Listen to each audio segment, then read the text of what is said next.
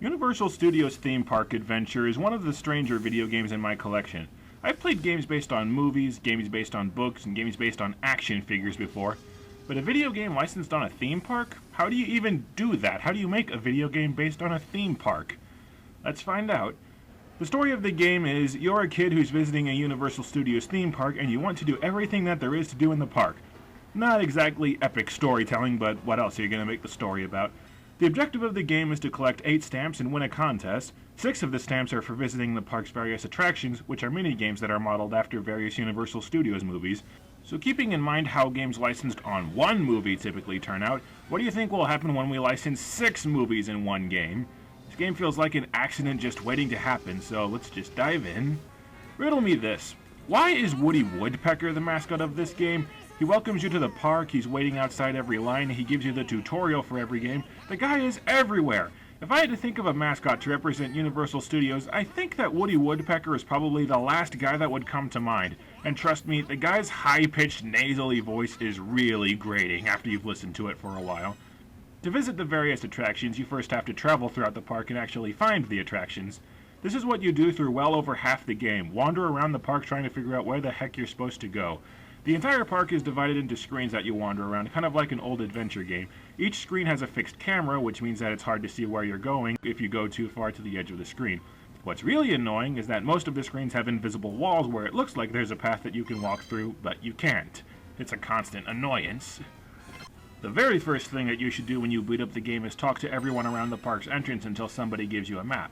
Without the map, you'll never have any clue as to where you are or where you want to go. The killer part is that the map sucks. It doesn't show you routes through the park, it just tells you vaguely where you are and vaguely where the park's attractions are. And the camera's angles change so radically in between screens that you're never going to know which path on the screen leads which direction on the map. You pretty much navigate the park by periodically checking your map to see if you're moving in the right direction or not. At best, it just tells you if you're heading in the correct general direction, and that's it. Also, don't bother ever talking to people after you've got the map because nobody in the game has anything useful or interesting to tell you. So I start wandering around the park, and the first game that I come across is Back to the Future. The premise of this minigame is that Biff has stolen a DeLorean and you have to take a second DeLorean and chase him down. So basically the game has nothing to do with Back to the Future. You catch Biff by crashing into him until his health bar drops to 0 before you run out of time. The problem is that you have very little traction when you steer and maneuvering your vehicle is a tad bit annoying. I'd also like to point out that the DeLorean is apparently made out of adamantium because the force of several full rear-end collisions doesn't even scratch your paint job. You start flying through a futuristic city, then you time travel back to the Ice Age, and then you time travel to hell, I think. You think maybe we could try crashing into each other when we're not both flying over a river of lava that would incinerate us both if either of us make a single false move? Just saying. You know, this minigame isn't bad, but remember, this is one of the game's 8 levels. If a game is only going to have 8 activities in it, each of those activities has to be good and have depth and complexity to it. The Back to the Future minigame is really easy, really simple, and really short, and you're probably not going to play it very often. We're already 12.5% through the game, and we've barely even started playing. That's not good! I'm going to seek out the E.T. ride next because, quite frankly, we all know how that other E.T. game turned out, and I simply have to see this. This is another driving game as you try and get E.T. to the mothership before it takes off. This driving stage uses a top-down perspective instead of third person, so at least the games have some variety. If you miss a jump or crash into a rock, the bike falls over, and apparently E.T. is nailed into the bike's basket because the fall doesn't even faze him. I always laugh when I see this because I picture in my mind E.T. saying, "Ow." You drive through a town, then you drive over cliffs, and then the game reenacts the moon scene from the movie. You know, if the moon really was that close to the Earth, we'd have cataclysmic tidal waves and our planet's ecosystem would be completely ruined. Not such a magical scene anymore, is it? Again, this minigame isn't bad, but it's way too short, way too easy, and way too simple for a game that only has 8 activities. Then again, considering the standard set for games bearing the name E.T., I guess we'll call this one even. Let's see, where should I go next? Jurassic Park sounds awesome. Let's go there. What the hell? There's a line? Are you kidding me? I have to wait in line? Of all the things to put in a video game about a theme park, you decided to include having to wait in line? Why in God's name would you put that in a video game? Yeah, after you finish 2 of the minigames, all of the attractions get lines so that you can't ride them anymore. It's bullcrap. There are 2 ways to ride an attraction with a line. Either find a cut the line pass, which you can only use once, or go back to the park's entrance to buy a hat. Yes, if you wear a hat that corresponds to a certain ride, you get to cut the line and ride it immediately. You buy the hats using points, and you get points primarily by replaying the minigames. You'll need to buy all of the hats, by the way, because the lines never go away. Ever. So anyway, the Jurassic Park ride has you riding in the back of a truck shooting at dinosaurs with a Gatling gun. The game's instruction manual makes sure to tell you that you're firing tranquilizer darts that don't actually kill the dinosaurs. You know, just in case you feel bad for the rampaging mindless beasts that want to eat you like a bony Tootsie Roll. Fair enough, but where did the tranquilizers that fire heat-seeking missiles come from? Jurassic Park is a basic rail shooter, and this may be hard to believe, but this game manages to screw up the simplest gaming genre known to mankind. For some reason, your targeting reticule doesn't aim as accurately as you'd like. I don't know if it's because the reticule is too big, or if it's because the reticule is a short fixed distance away, but for one reason or another, basic shots can't be fired with any accuracy, and you're reliant on the homing blast to kill a lot of the dinosaurs. At the end of the stage, you have to fight a T-Rex by shooting him in a specified weak point at specific times, and the targeting sucks so bad that hitting the weak point is a guessing game. I'm supposed to be shooting him in the head. Why am I aiming out in the middle of empty space? And why am I damaging the T-Rex when I'm not aiming anywhere near his head? That's not the way rail shooters are supposed to work. And now I have to replay Jurassic Park 2 more times so that I can afford the other hats to cut the lines. The lines are just a pointless stalling tactic to extend the game by maybe a half hour, because now that I've got all of the hats, I can ride anything that I want, and the lines are no longer a hindrance. I might as well hit the Jaws ride next. You're on a boat in the middle of the ocean and holy shit! Get up! Get up, damn it! You climb on the boat by mashing the A button, but it's not working. Get up! See, that's what you get for not climbing when I told you to, moron. The objective of the game is to pick up items off the boat and chuck them at Jaws' head before he sinks your ship. It only takes about 6 to 7 hits to kill Jaws, which makes this by far the shortest of the minigames. I think I'll head for the Waterworld attraction now because the game goes from day to afternoon to night as you collect stamps, and the Waterworld attraction is closed at night. Again, why would you add that in a video game? I better hit it now, that is, if I can ever find the damn place. Where is it? I'm in the right area of the map. Where the hell is it? Oh, there it is. You see what I mean about the map being useless? What? You watch a plane crash through some fake scenery, and that's it. And there are 5 angles that you can watch it from. What, did they run out of time? They couldn't put together a Waterworld game?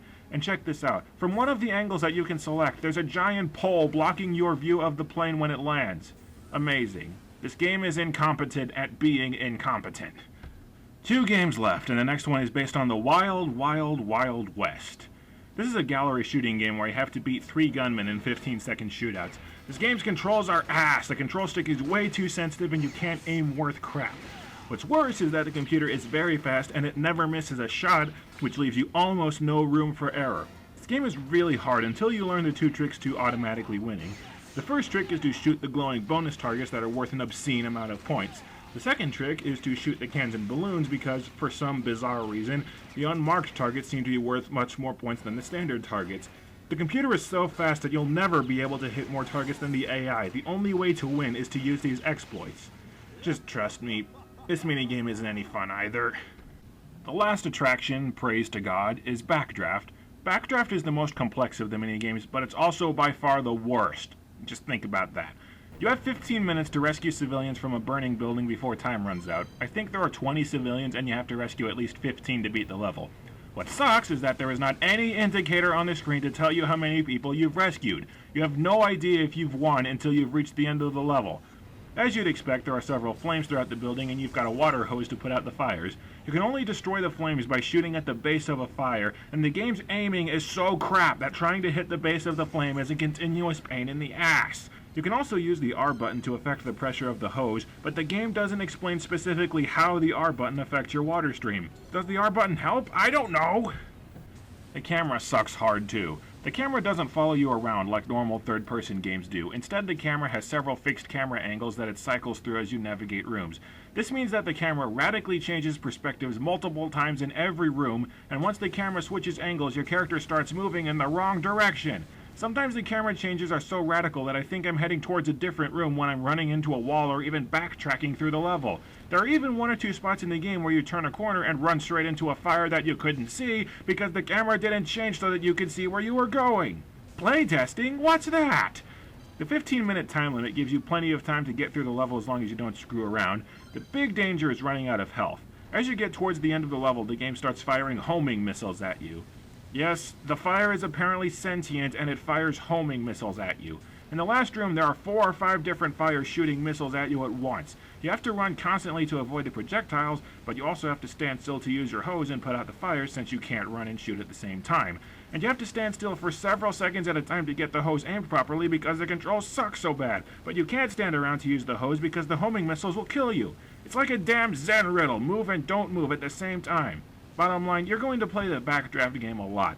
Not because it's fun, but because it's hard and it's full of beginner's traps. It's pretty much designed so that you won't be able to beat it in one go. It sucks. But believe it or not, Backdraft is not the worst part of this game. You see, you need 8 stamps to beat the game. 6 of them are for completing the mini-games. To get the 7th stamp, you have to travel across the park and collect all of the letters that spell out Universal Studios. And believe me, this takes longer to do than playing all of the other mini-games combined. I had this game for years before I finally found all of the letters on my first run through the game. What really sucks is that a lot of the letters are hard to spot. Here, can you find the letter that's on this screen? Go ahead, point on the screen where you think the letter is. Give up? It's right here. I'll give you another chance. Can you spot the letter on this screen? Here it is. That tiny speck is one of the items that you need to beat the game. Do you have any idea how tedious it is traipsing over the park over and over again, scanning every screen until you find the one letter that you missed? But you have to do it because you need all the letters to get one of the stamps to beat the game. And that's still not the worst of it. After the tedium of collecting letters, there's one more stamp that you need to beat the game. You have to complete a trivia quiz. The trivia game has dozens upon dozens of questions regarding various Universal Studios movies, as well as questions about its theme parks. You have to get 10 questions right without getting 3 questions wrong, or else you have to start over. Oh, and this trivia game is hosted by Winnie Woodpecker, whose voice is even more annoying than Woody's voice.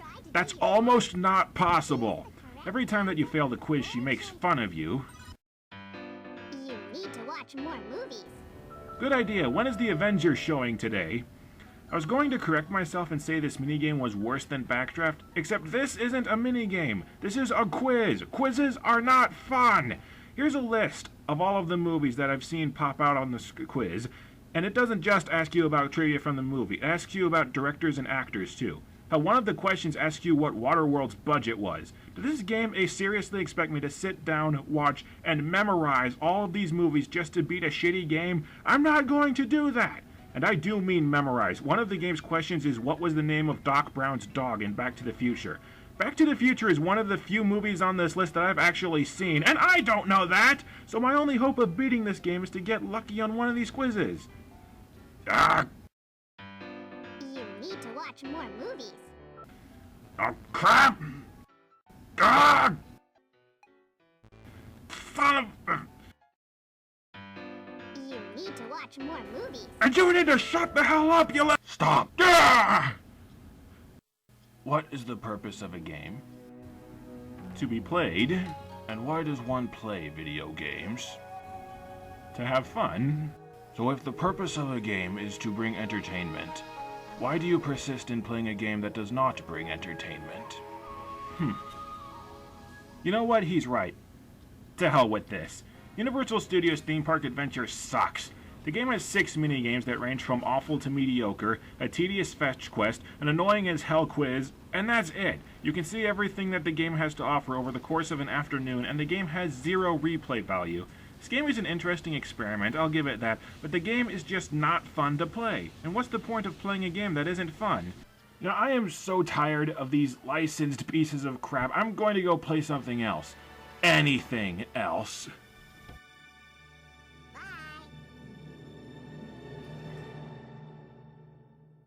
Hey, you, subscribe to our videos.